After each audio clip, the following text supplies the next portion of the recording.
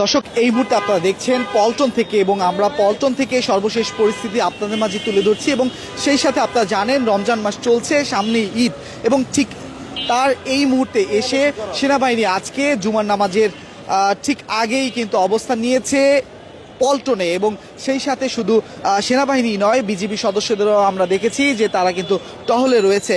এবং সেই সাথে পুলিশের যারা সদস্য রয়েছেন তারা কিন্তু ইতিমধ্যে পুরো পল্টন থেকে শুরু করে কেন্দ্রীয় জামিয়া মসজিদ বাইতুল মোকাররম এর চারপাশ কিন্তু কঠোর নিরাপত্তার চাদরে ঢেকে রেখেছে।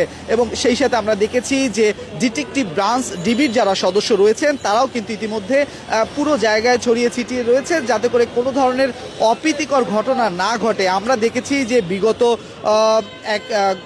শুক্রবারে এখানে কিন্তু হিজবুত তাহরির যারা সাথে তারা এখানে কিন্তু একটি বিক্ষোভ মিছিল নিয়ে বের হয়েছিল, এবং তারা কিন্তু সেটি কিন্তু নিষিদ্ধ সংগঠন, সেই কারণে কিন্তু তাদেরকে তখন ছত্রভঙ্গ করে দেয়। তবে এখানে আমরা যারা পুলিশের ঊর্ধ্বতন কর্মকর্তা যারা রয়েছেন তাদের সাথে আমরা কথা বলেছি, এবং তারা যেমনটি বলছে যে আজকে প্যালেস্টাইনে যে মুসলিমদের হত্যা করা হচ্ছে, এবং সেই প্রেক্ষিতে কিন্তু এই কেন্দ্রীয় জামিয়া মসজিদ থেকে যারা মুসল্লিরা রয়েছেন তারা কিন্তু জুমার নামাজের পরপরই কিন্তু একটি মিছিল বের হতে পারে, এবং সেই সাথে সেই মিছিলকে কেন্দ্র করে কোনো যাতে অপ্রীতিকর ঘটনা না ঘটে এবং নিরাপত্তার স্বার্থে কিন্তু আজকে সেনাবাহিনী, বিজিবি এবং পুলিশের কঠোর অবস্থান কিন্তু আমরা দেখতে পাচ্ছি। এবং